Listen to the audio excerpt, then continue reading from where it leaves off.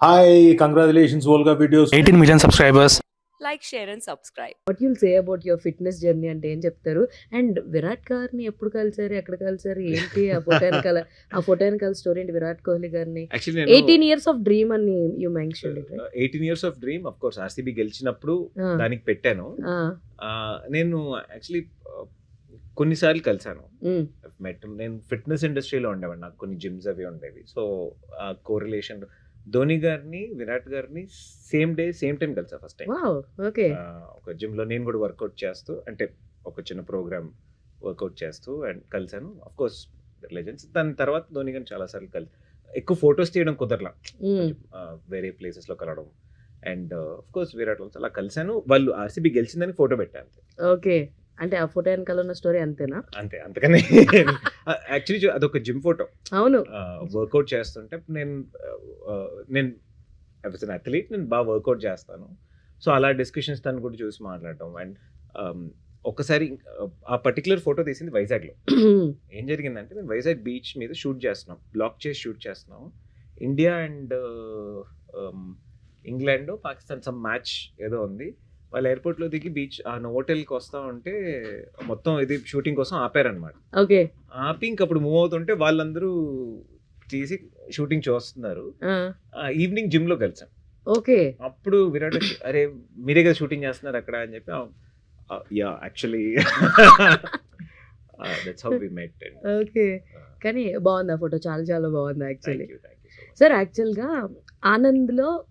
ఆనంద్కి రూపాకి ఎంత ఫ్యాన్స్ అయితే ఉన్నారో, నెక్స్ట్ పేరు సత్య గారికి నేను అనీష్ గారికి ఉన్నారనమాట. నేను నాకు తెలిసి మీ ప్రెస్ మీట్లోనే జస్ట్ వాళ్ళిద్దరిని ఇలా క్రాప్ చేసి ఒక వీడియో తీసి పెడితే చాలా మంచి వ్యూవర్షిప్ వచ్చిందనమాట ఆ రీల్కి.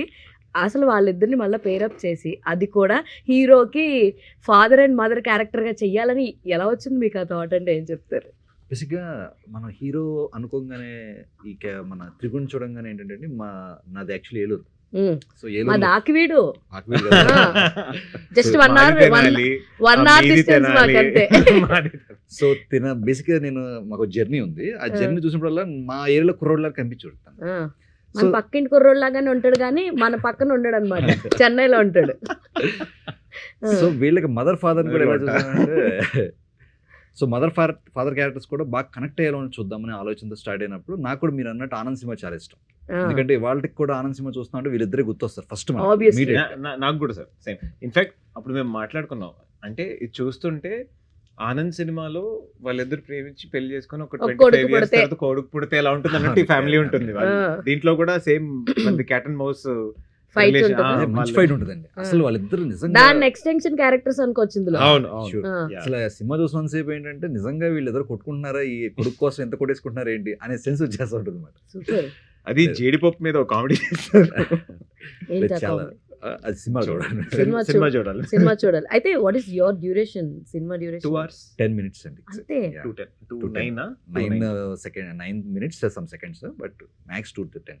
నేను ఇందాక మాటల్లో మాటగా నేను విన్నాను, విజయ్ సేతుపతి గారి సినిమాలో ఏంటి గ్రే షేడా విలనా చూడండి చెప్తే తిడతాడు మా డైరెక్టర్. మిష్కిన్ గారు డైరెక్ట్ చేస్తారు కదా, మిష్కిన్ గారు డైరెక్ట్ చేస్తున్నారు. ఓకే. విజయ్ సేతుపతి గారు ఒక యాంటోగనిస్ట్ రోల్ రావాల్సింది. యాక్చువల్లీ కొంచెం టైం అయింది, సినిమా అయిపోయి ఫ్యూ మంత్స్ అయింది.